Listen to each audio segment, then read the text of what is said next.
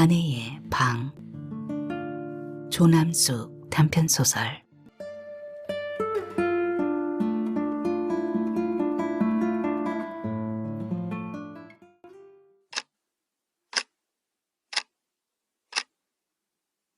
조용한 공간에 초침 소리가 들린다.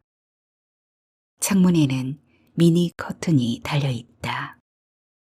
베이지색 레이스가 달린 커튼에는 잔잔한 꽃무늬가 프린트되어 있다.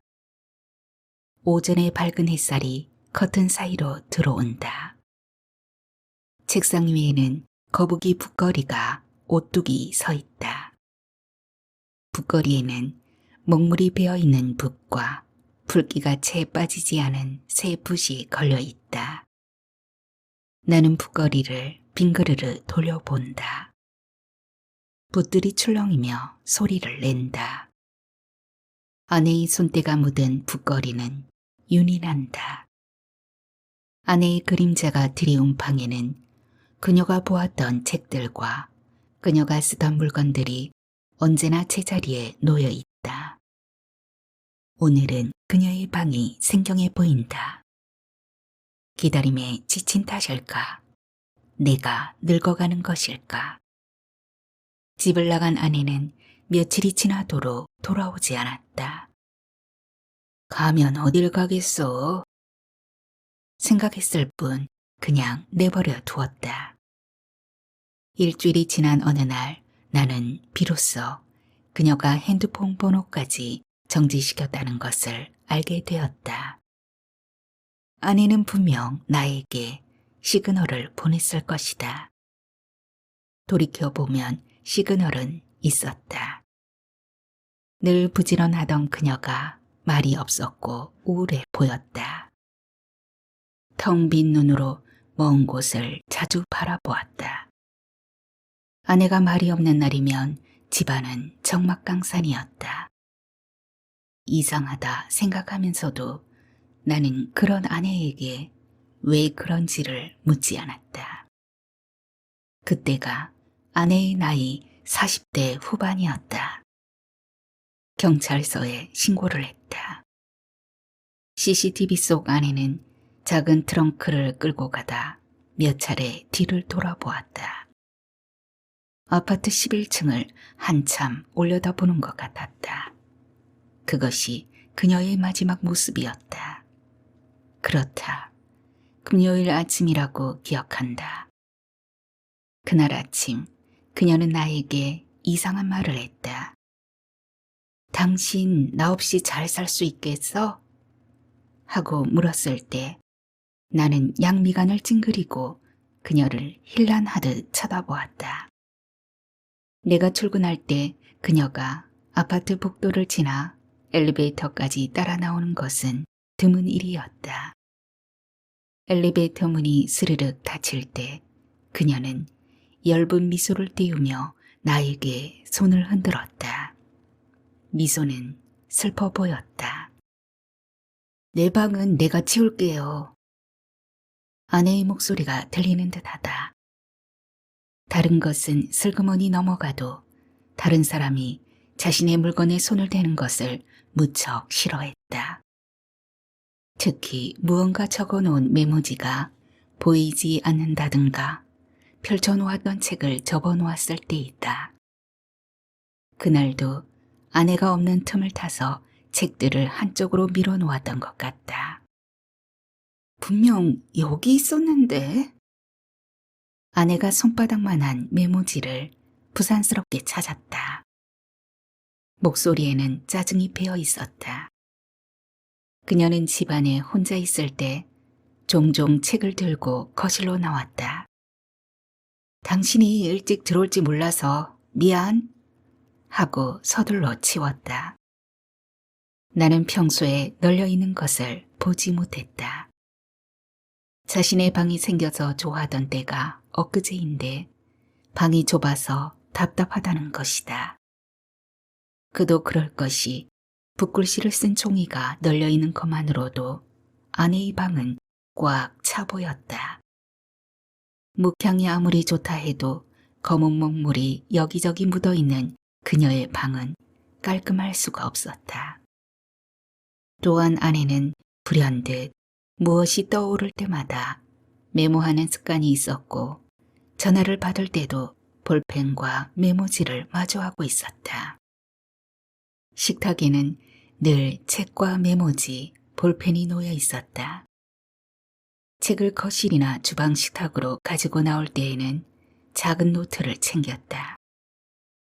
좋은 문장이 있으면 노트에 옮겨 적었다. 그렇다고 살림을 게을리하지는 않았다. 집안 구석구석을 쓸고 닦았다. 집에 복이 들어오려면 청소는 기본이라고 하던 아내였다. 거실이나 주방은 가끔 변화를 주었다. 아내가 옮길 수 있는 작은 가구를 직접 옮기고 거실에 달린 커튼도 계절에 맞게 바꾸어 달았다. 그런 아내가 10여 년 전 갑자기 사라졌다. 아무 예고도 없이. 며칠 전 하원에 들러 조화로 만든 주먹만한 화분 3개를 사왔다. 빨간색 꽃과 주황색 꽃, 노란 후리지아 꽃은 주방에 놓았다. 아내가 없는 지루한 일상에 변화를 줄 요량이다. 아내가 있었다면 아마도 조화가 아닌 생화를 사왔을 것이다. 남양인 아파트는 밝다. 거실을 통해 들어오는 강한 햇살이 얇은 커튼을 뚫고 들어온다. 눈이 부시다. 아내는 가끔 강한 햇살이 안정감을 주지 못한다고, 집안이 아늑했으면 좋겠다고 파고드는 햇살에 눈을 가늘게 떴다. 우중충한 날에는 카키색 소파에 놓인 쿠션 커버를 밝은 색으로 바꾸었다. 내 사주에는 빨강, 그린, 파랑이 좋대 라고 말하기도 했다. 그럴 때에는 집안의 분위기를 바꾸고 싶다는 뜻일 터이다. 3개의 화분 중 빨간색 꽃이 꽂혀있는 화분은 아내의 방에 놓았다. 화장실에는 주황색 꽃, 노란 후리지아 꽃은 주방에 놓았다. 후리지아 꽃은 아내가 좋아하는 꽃 중에 하나이다. 나는 아내의 방에 후리지아 꽃을 놓을까 하다 그녀 사주에 좋다는 빨간색 꽃을 놓았다. 난 식탁 위에 아무것도 올려놓지 않는 게 좋더라 하며 깨끗한 식탁을 손바닥으로 한번 쓸어내리기도 했다. 그건 나도 마찬가지였다. 아내는 붓글씨를 쓰거나 책을 읽을 때가 아니면 주방에 머무르는 시간이 많았다. 붓글씨를 쓰다 뒷목이 뻐근하거나 눈이 피로하면 냉장고 문을 열고 밑반찬을 만들었다. 그녀는 살림하는 시간이 운동인 양 움직였다. 그리고 다시 책을 손에 들고 앉았다. 가끔 그녀가 후리지아 꽃을 한 다발씩 사오는 날이면 장식장에서 투명한 유리병을 꺼냈다. 나는 꽃도 예쁘지만 물속에 잠겨있는 줄기가 더 예쁘더라. 초록색 줄기가 훤히 들여다 보이는 유리병을 보며 엷은 미소를 지었다. 그런 날은 그녀가 무척 행복해 보였다. 오늘은 뭘 해 먹을까? 유쾌한 목소리가 그녀를 증명했다. 잔잔한 꽃무늬가 있는 앞치마를 허리에 둘렀다. 그런 아내에게 나는 그동안 무슨 짓을 했던가. 그녀의 말에 나는 반응이 없는 편이었다. 그녀는 대답 한번 시원하게 들어봤으면 좋겠다고 투덜댔지만 투덜대는 것조차 반응이 없다는 것을 그녀는 잘 알고 있었다. 나는 아내처럼 후리지아 꽃을 한 다발 사오는 날이면 그녀가 금방이라도 현관문을 밀고 들어올 것만 같아 하루 종일 돌아오지 않는 아내를 기다렸다. 아내는 자신의 방을 둘러보며 가끔 이렇게 말했다. 좁으니까 치워도 티가 안 나네. 나는 그때도 들은 척만 척했지만 그렇다고 듣지 않은 것은 아니었다. 햇살이 방 깊숙이 스며들었다. 나도 아내처럼 눈을 가늘게 뜨며 햇살이 드리운 커튼을 올려다 보았다. 나에게 남은 것은 그녀와 살던 이 아파트 한 채뿐이다. 시내 중심부에 있는 35평 고층 아파트이다. 여보, 내 방은 작업실보다 작업방이라고 해야 옳겠지? 그게 좋겠어. 집안에서 작업실이라고 하니까 좀 이상하지? 말하는 아내는 꽤 멋쩍어 했다. 아내의 방은 작업방이라고 하기에는 협소했다. 그래도 처음에는 자신만의 공간이 생겼다고 매우 좋아했다. 책도 읽고 컴퓨터도 하고 붓글씨도 썼다. 거북이 붓거리를 무연히 바라보며 떠오르는 생각들을 막을 길이 없다. 저 책상에서 아내는 판사에게 붓글씨로 호소문을 썼을 것이다. 판사는 두 번째 재판을 개정하면서 말했다. 나한테 우편물을 보내지 마세요. 여기는 신성한 법정입니다. 판사의 정신을 뒤흔드는 행위는 하지 마세요. 단호하게 누군가를 향해 질책했다. 나는 그 누군가가 아내라는 것을 짐작했다. 재판 중 방청석에 앉은 아내는 판사의 말에 오히려 자신의 편지가 잘 전달되었다는 것에 안도의 한숨을 쉬었을 것이다. 그런 것에 주눅이 들 아내가 아니었다. 검찰청으로 마지막 조사를 받으러 호송되던 날 아내가 구치소로 면회를 왔다.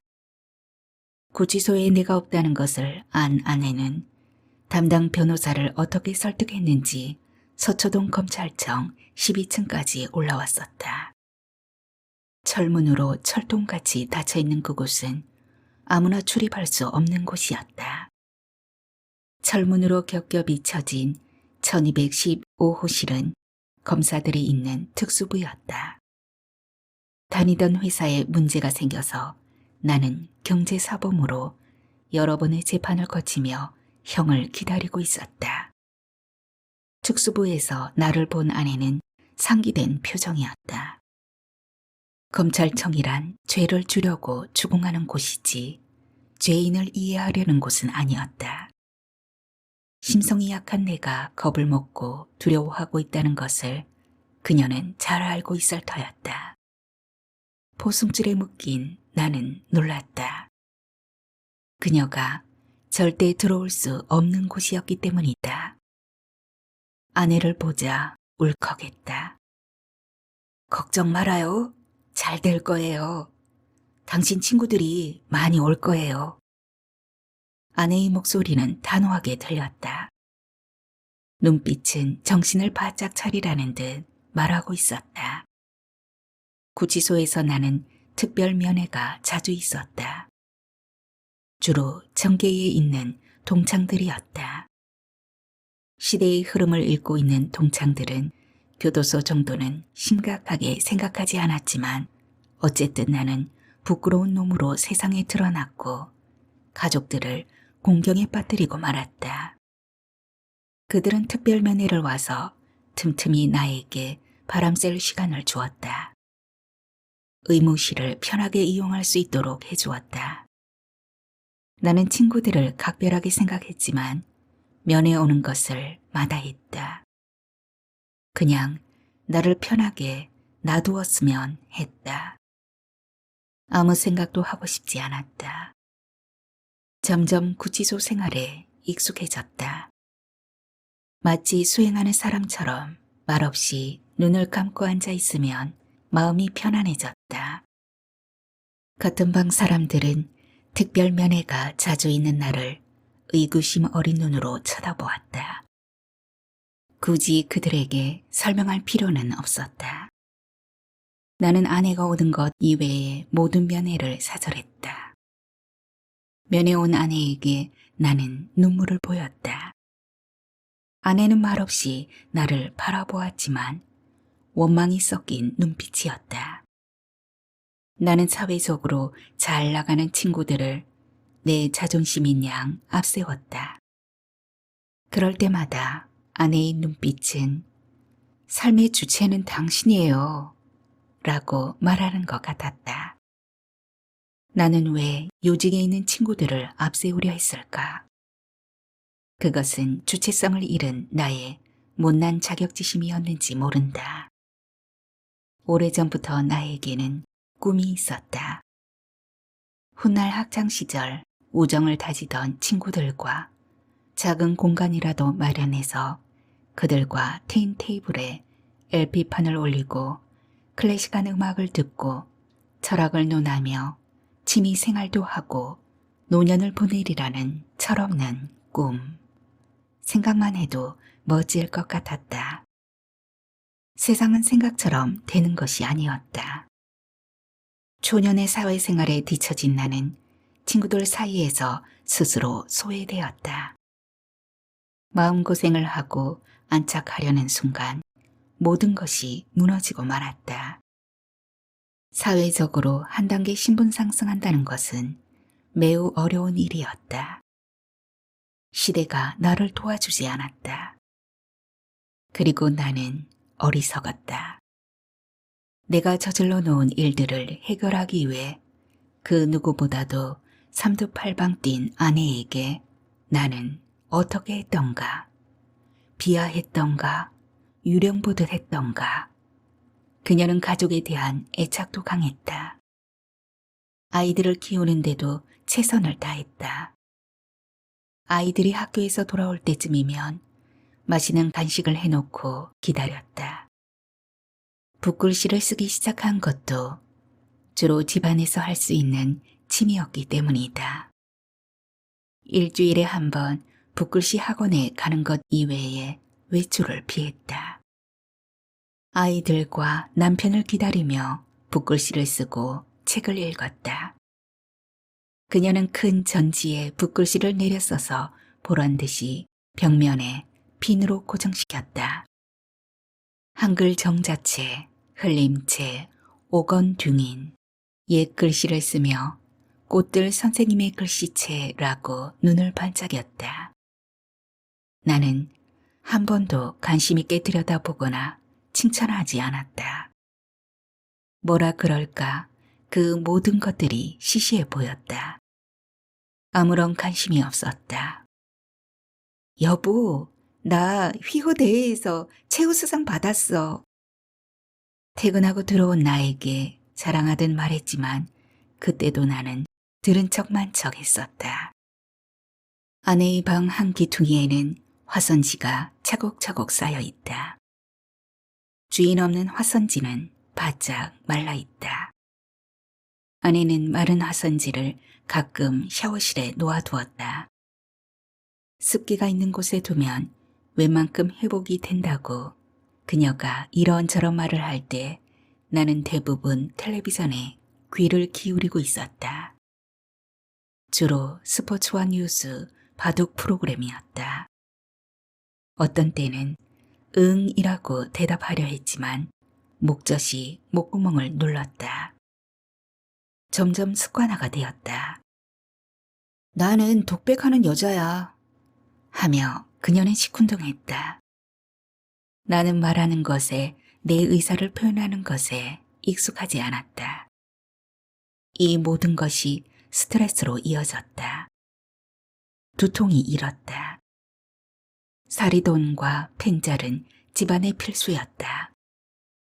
가정도 사회생활도 모든 것이 적응하기 힘들었다. 어떻게 사는 것이 잘 사는 것인지 앞이 보이지 않았다. 답답한 것은 답답한 대로 가슴속에 묻어두었다. 희로애락을 드러내지 않으려면 무표정할 수밖에 없었다. 이 방법이 어디에서 기인한 것인지 모르지만 나는 내가 누군가와 융화될 수 없는 인간이라는 것을 잘 알고 있었다. 아내라 할지라도 그것은 마찬가지였다. 늘 혼자라는 의식 아래 고독했다. 살갑게 하는 아내를 귀하게 여길 줄 몰랐다. 나에게는 식사 준비를 해주고 일상생활을 돕는 것은 그다지 중요하지 않았다. 그것은 누구나 할 수 있는 일이라고 생각했다. 나는 내가 무엇을 원하는지조차 몰랐고 정체불명의 이상 속에서 헤맸다. 배경이 있는 친구들을 부러워했다. 세상을 원망하고 나를 이끌어줄 사람을 갈망했다. 나 이외에 그 누가 나를 구원할 수 있단 말인가 생각하면서도 어리석은 나는 사과나무 아래에서 입을 벌리고 열매가 떨어지기만을 기다렸던 형국이었다. 여보, 사과를 따려면 사과나무에 올라가야지 하던 사람도 아내였다. 가족이라 해도 가까이 오는 것이 불편했다. 멍하니 초점 잃은 눈빛으로 허공을 바라보았다. 여보, 왜 그래? 아내는 걱정했다. 뜬구름만 잡고 있는 머릿속은 무기력해지고 삶의 의욕은 뿌연 안개 속에 갇혀버렸다. 아내의 방을 서성이기 시작했다. 어느 부분인가 밟을 때마다 삐거덕거린다. 마루로 되어 있는 아내의 방은 그녀가 있을 때 한번 고쳤던 부분이다. 여보, 여기가 쿨렁거려서 신경이 쓰이네. 수리센터에 연락을 해야 할까? 아내가 물었지만 나는 아무 대답을 하지 않았다. 그녀는 잠시 틈을 두다. 알았어. 내가 알아서 할게. 그녀는 항상 묻고 자신이 대답을 했다. 대답 좀 해봐요. 말 좀 해봐요. 하면 내 입이 더 굳게 닫힌다는 것을 그녀는 잘 알고 있었다. 나는 아내라 해도 한 공간에 누군가와 함께 있다는 것이 불편했다. 그럴 때마다 방에 들어가 문을 닫고 있거나 잠을 잤다. 신문이나 책을 들고 앉아 있었다. 그렇지 않으면 옷을 챙겨 입고 밖으로 나갔다. 퇴근 후 아주 가끔 지금 들어갈게. 아내에게 전화를 했지만 막상 현관문을 열고 들어가면 곤란 사람처럼 표정이 바뀌어 버렸다. 갈매기 눈썹을 했다. 사실 그러고 싶지 않은데 아내에게만큼은 왜 그렇게 되는지 알 길이 없었다. 그녀는 불을 환히 밝히고 밤늦도록 붓글씨를 쓰며 나를 기다렸다. 밤 12시가 넘어 들어가도 그녀는 언제나 정갈하게 식사 준비를 해주었으며 반찬통을 식탁 위에 올리는 일은 없었다. 반찬통을 식탁에 올리면 나는 눈살을 찌푸렸다. 꽃무늬 앞치마는 늦은 시간까지도 하고 있었다. 식사를 마칠 때까지 그녀는 자리를 뜨지 않고 필요한 국을 더 떠주거나 과일을 깎아주었다. 아이들에 관한 이야기나 주변 이야기를 전해주었지만 모두가 시시한 이야기였다. 표정 없이 밥을 먹자 그녀는 하던 말을 멈추었다. 주방에서 마지막 정리를 하고 이불 속으로 들어온 아내가 여보 하고 내 몸을 더듬었을 때 나는 찡그린 얼굴로 휙 돌아누웠다.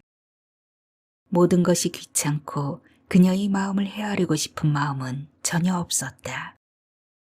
나는 섹스에도 그다지 관심이 없었다. 아내가 부부의 성생활에 대해 언급하면 나는 천박하다는 듯 경멸스러운 눈빛으로 쳐다보았다. 식탁 위에는 어쩌녁에 먹고 남은 반찬이 말라 비틀어진 채 놓여있다. 아내가 정성스럽게 차려주던 밥이 머릿속에 그려진다. 빨간 꽃에 달린 초록색 잎사귀가 싱싱해 보인다. 조화가 꽃 생화인 것만 같다. 미니 커튼이 달려있는 창문 틀에는 약간의 먼지가 끼어있다. 나는 물티슈로 창틀을 닦았다. 고층에서 바라보이는 하늘은 눈이 부시도록 반짝였지만 아내가 없는 방은 텅 빈 듯 우울하기만 하다. L백화점의 전광판이 보인다. 번화가에 있는 아파트에는 소음이 웅웅거리고 올라온다. 여보, 아침에 일어나면 웃어봐요. 하루를 즐겁게 시작해야지. 당신 웃는 모습을 보는 게 내 소원이야. 아내는 애써 자신의 기분을 추스르려 했다. 감정 기복이 심한 날은 수시로 기분이 가라앉았다 우울했다. 그러고 싶지 않았으나 좀처럼 밝은 표정이 되질 않았다. 여보, 부부가 싸우다가도 그 다음 날이면 풀어야 해. 유지부동인 나에게 아내는 무덤 속에서 사는 기분이라고 혼잣말로 중얼거렸다. 그녀는 나의 기분을 회복시켜 주려 했지만 나는 몇 날 며칠 말을 하지 않았다. 유령이 되기를 자처했다. 방에 들어가 두문불출했다. 아내가 밥을 먹으라고 해도 나가지 않았다. 열흘이고 보름이고 말하지 않았다. 아내가 말을 시켜도 아내의 얼굴이 마른 꽃처럼 시들어가도 대답할 수도 말을 붙일 수도 없었다. 시간이 갈수록 벙어리가 되었다. 누군가를 힘들게 한다는 것, 나 자신도 그런 순간들이 견딜 수 없이 힘들었다. 나는 내 유약함을 고집으로 포장했다. 퇴근 후에 기원해서 밤을 새우고 화투를 치고 안 들어가는 날이 허다했다. 아내가 직장으로 전화를 해도 이내 끊어버렸다. 이것이 그동안 내가 살아왔던 방식이다. 고백하건대 나는 아내의 감정과 노동을 착취한 파렴치한이었다. 다툼이 있던 어느 날, 당신이 진절머리가 나. 아내가 말했다. 나 역시 그녀에게 질려 있었다. 나는 주먹을 불끈 쥐고 손을 높이 쳐들었다. 욕을 했다. 그녀는 독이 오른 표정으로 나를 똑바로 쳐다보았다. 나도 욕할 줄 알아. 내가 욕을 못해서가 아니야. 그 알량한 명문대를 나온 당신의 자존심을 지켜주려 했어. 당신한테 욕을 한다면 당신이 얼마나 비참해지겠어. 그래서 참는 거야. 내가 비참해지는 것보다 당신의 비참함을 나는 먼저 생각한다고. 알아? 나는 이글거리는 눈빛으로 그녀를 죽일 듯이 부들부들 떨며 주먹을 번쩍 들어 올렸다. 그녀의 눈에서도 도끼가 뿜어져 나왔다. 생각해보니 나는 그녀와 싸울 때 이외에는 눈을 마주친 적이 없었던 것 같다. 결혼 전에는 형이 나를 괴롭히더니 결혼해서는 네가 나를 괴롭히는구나. 소리쳤다. 그녀는 멍하니 할 말을 잊은 채 서 있었다. 나는 싸우는 것도 욕하는 것도 어색한 사람이었다. 아내가 따진다거나 여러 말을 하면 입을 꾹 다물고 있다. 비수 같은 말을 던졌다. 나는 당신을 이해할 수가 없어. 하지만 어쩌겠어. 아이들하고 살아야지. 참고 산다는 것이 난 너무 힘들어. 이제 더 이상 견딜 수가 없어. 그럼 이혼해. 투정이라는 것을 알면서도 난 단호하게 말했다. 그동안 나는 미련하게도 아내에게 이혼하자는 말을 수도 없이 했다. 당신을 만난 것도 내 선택이었어. 당신이 너무 불쌍해. 그녀는 나를 쏘아보며 말했다. 정말이지 나는 딱한 놈이었다. 대화의 기술은 바닥이고 아집으로 똘똘 뭉친 나는 기껏 한다는 말이 매몰찬 말이었다. 이 집에서 나가. 이혼해. 그리고 나는 집에 안 들어가는 것으로 시위를 했다. 그녀의 얼굴은 헬쓱하게 말라갔다. 아내를 무시하고 경멸하고 모욕하지 않았다면 그녀는 끝까지 내 곁에 있었을 것이다. 이렇게 사라지지는 않았을 것이다. 아내가 사라진 것은 어찌 보면 갑작스러운 일이 아니었다. 신호는 있었다. 4개월 만에 구치소에서 나오고 집안 경제는 형편없이 무너졌다. 경제적인 모든 것이 정리된 후 아내는 나에게 몇 번 말했다. 내가 없으면 당신은 어떻게 살까? 아내는 내가 사는 것에 서툴다는 것을 너무도 잘 알고 있었다. 당신은 너무 불쌍하게 살아. 그 정도 학벌이면 당당하게 살 수 있잖아. 할 말도 못하고 왜 자꾸 숨으려고 해. 왜 자꾸 엇나가기만 하냐고. 그녀는 참았던 눈물을 터뜨렸다. 내가 매사에 피하고 숨는다면 그녀는 생각하면 실행하고 안 되면 될 때까지 하는 편이었다. 나는 안다. 그녀가 내심 강하다는 것을. 언젠가 늦게 들어간 날이었다. 나는 항상 배를 누르고 들어갔으나 그날은 배를 눌러도 아무 기척이 없었다. 복도식 주방 창문에는 전깃불이 환하게 켜져 있었다. 열쇠로 현관문을 열고 들어갔다. 샤워실에서 물소리가 났다. 식탁에는 까만 가죽 노트가 펼쳐 있었다. 언뜻 본 것이 고향으로 가고 싶다. 나는 이대로 죽을 수는 없다. 라고 씌어져 있었다. 글씨가 얼룩져 있었다.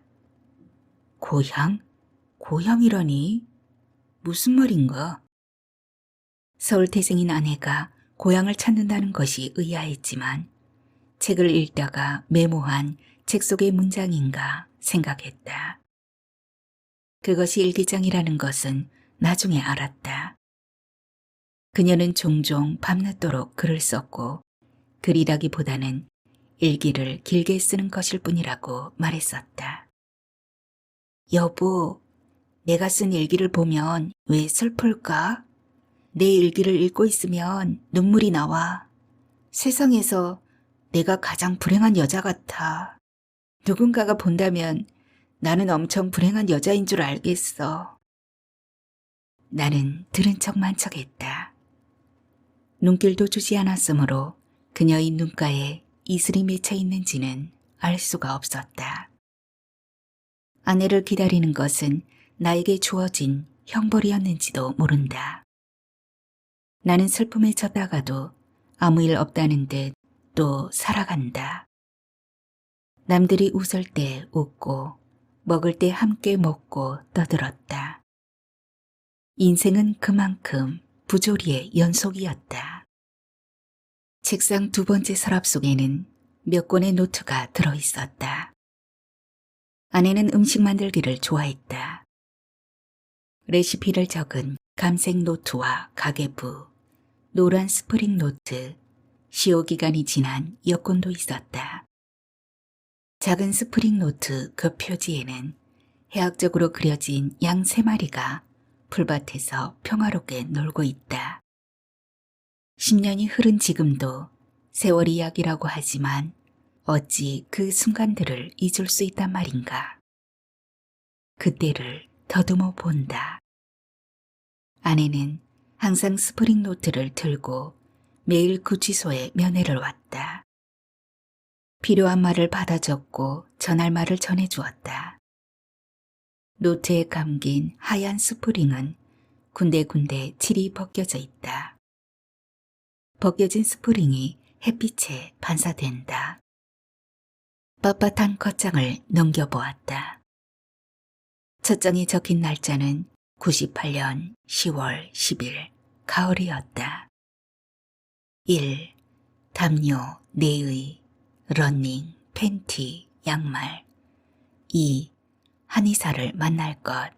3. 생계비 2분의 1을 떼고 퇴직금, 금융권, 월급 모두 압류. 4. 변호사 선임이 중요. 노트에는 그렇게 적혀 있었다. 노트에 적힌 단어들이 암호처럼 느껴졌다. 암호를 해독하듯 떠오르는 생각들이 우울하기만 하다. 모든 것은 사회생활에 이수하는, 모든 것은 사회생활에 어수룩한 내 잘못이었다. 한 가정이 뿌리째 흔들리는 순간이었다. 노트에는 수감번호 2398번이란 숫자가 적혀 있었다. 내 왼쪽 가슴에 박혀있던 숫자였다. 내 가정은 어떻게 될 것인가 두려웠다. 면회 온 아내는 긴장된 표정으로 나를 바라보았다. 한 달 사이에 눈에 띄게 여의어 있었다. 영문도 모른 채 들이닥친 아내의 두려움과 무서움을 생각하면 죄책감이 밀려든다. 노트에 까만 볼펜으로 쓴 아내의 필적이 불안정하다. 40대 중반에 닥친 불행은 아내로서는 버거운 일이었다. 노트에는 검사, 판사, 변호사의 이름이 줄줄이 적혀 있었다. 노트 마지막 페이지에는 그 당시 나갔던 지출이 적혀 있었다. 내 실수를 만회하듯 숨막히게 빠져나가던 돈이 그때의 절박함을 말해주고 있었다. 책꽂이 하단에는 몇 권의 앨범이 꽂혀 있다. 앨범에는 1976년이라고 견출지가 붙어 있다. 우리가 결혼하던 해였다. 호텔 앞에서 찍은 신혼여행 사진과 해운대 바닷가에서 찍은 사진이 있었다. 파도 소리가 들리는 듯하다. 바람에 휘날리는 긴 머리의 그녀는 환하게 웃고 있었다. 그녀의 어깨에 손을 두르고 있는 나도 웃고 있었다. 왼팔에 회색 가죽 가방을 들고 있었다. 나는 가끔 그녀에게 백화점 물건을 선물했다. 그녀는 난 백화점에서 물건을 사본 적이 없어요. 색깔도 좋고 고급스러워요. 그런데 하며 어색한 미소를 지었다. 그녀가 무슨 말을 하려는지 짐작할 수 있었다. 그녀는 검소했다. 좋은 물건을 탐하지도 부러워하지도 않았다. 결혼한 후에는 그냥 형편에 맞게 사는 것이 행복이라고 생각했다. 사랑하는 그녀에게 좋은 것을 선물하고 싶은 것은 당연지사였다. 우리는 한 회사에 있었다. 나는 그녀에게 타이프를 치게 하고 저녁 늦게까지 함께 일을 했다. 낮에는 신용장을 들려 선박회사나 오퍼상, 은행 등 심부름을 보내고 곧 뒤따라갔다. 나는 이미 그녀를 좋아하고 있었다. 그녀는 깜짝 놀랐다. 그녀와 함께 점심 식사를 하고 우리는 시간차를 두고 회사로 들어갔다. 그때를 생각하면 얼굴이 붉어진다. 이런 날이면 나는 아내의 방에서 혼잣말로 중얼거린다. 여보, 미안해. 돌아와. 내게 속죄할 수 있는 기회를 줘. 나는 살면서 가끔 잘 나가는 친구들의 사회적 지위와 부와 명예에 위축된 채 비애감에 젖어들었다. 방에 전등불을 끄고 오디오의 불빛에 의지한 채 우두커니 앉아 있었다. 베토벤의 바이올린 협주곡과 모차르트의 피아노 협주곡과 교향곡, 차이콥스키 바이올린 협주곡을 들으며 오디오의 빨간 불빛을 쳐다보았다. 음악은 나를 위로했지만 더 우울하게 할 수도 있다는 것을 깨달았다. 아내가 곁에 와서 왜 그러냐고 물었지만 속마음을 말하지 않았다.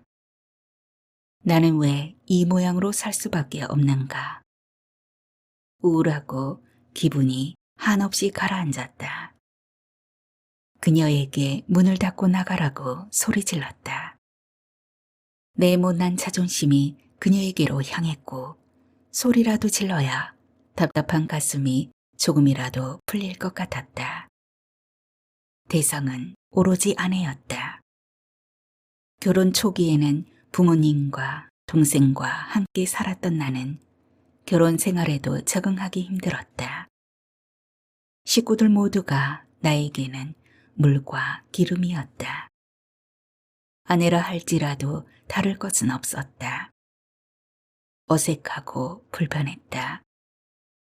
웃는다는 것이 골이 났고 모든 행동은 이상스러워졌다. 어색한 분위기는 딱 질색이었다.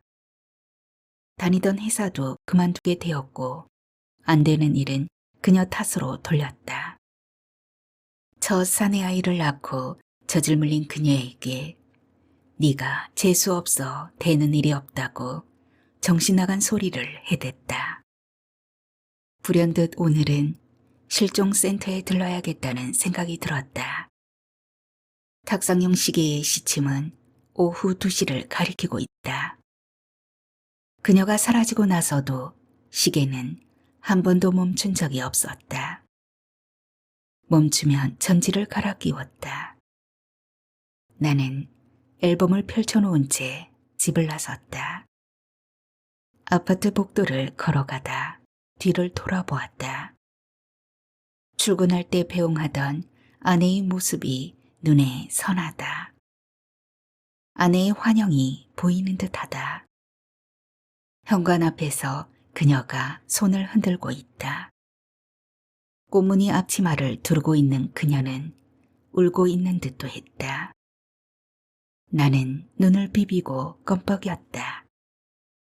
그녀가 배웅할 때 나는 뒤도 돌아보지 않고 뚜벅뚜벅 용감하게 못 들은 척 앞을 향해 걸었다.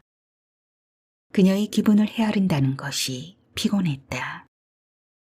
늘 배웅하는 그녀에게 다녀오겠다는 말 한마디를 할 줄 몰랐다.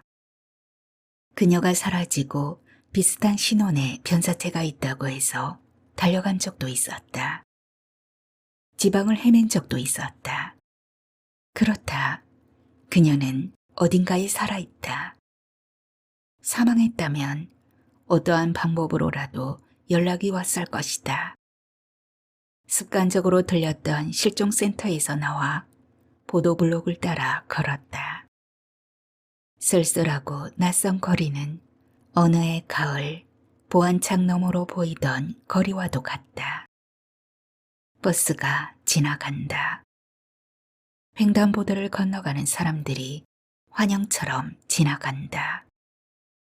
나는 신호등 앞에서 우두커니 서 있었다. 길 가운데로 들어가 이대로 죽는다 해도 누구 한 사람 서러워할 사람도 없다. 하지만 나는 살아야 한다. 아내를 기다려야 한다. 그것이 내가 살아야 할 이유이다.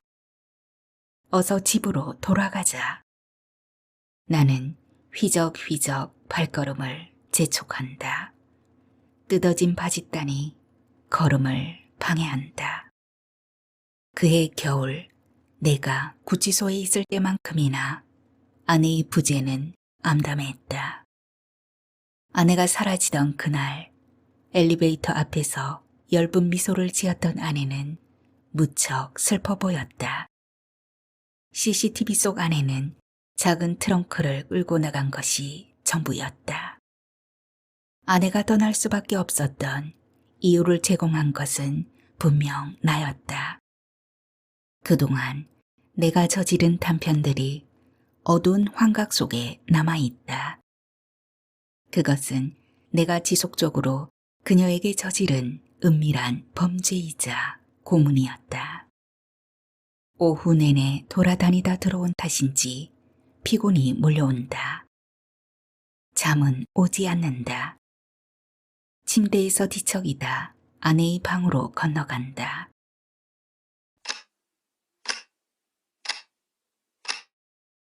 탁상시계의 초침 소리가 공명을 일으킨다.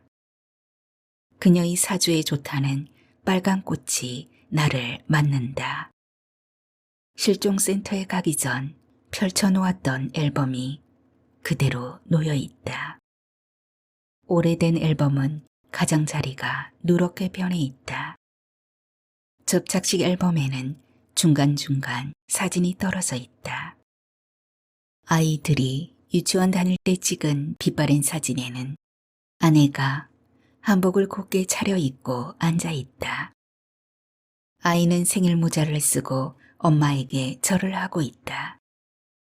헬쑥한 그녀의 얼굴에는 전혀 없어 보인다. 구치소에서 나와 3박 4일 완도로 여행 갔던 사진도 있었다.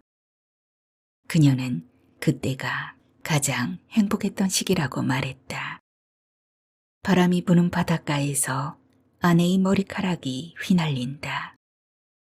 나는 아내의 등 뒤에 달린 모자를 가만히 씌워줬던 기억이 난다. 그녀는 어린아이처럼 해맑은 미소를 지었다. 지나가는 학생에게 찍어달라고 했던 사진들도 여러 장 있었다. 그러나 어린아이 같은 것은 바로 나였다. 반찬 투정을 했다. 아내는 늘 까다로운 식성을 가진 내 입맛에 신경을 썼다.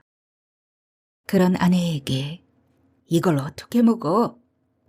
젓가락을 식탁에 탁 내려놓고 출근했다. 아내의 말대로 나는 배움과 다르게 너무도 대책 없는 사람이었다. 결국 아무것도 성취하지 못하고 쓸모없는 자존심과 고집만 있었을 뿐이다.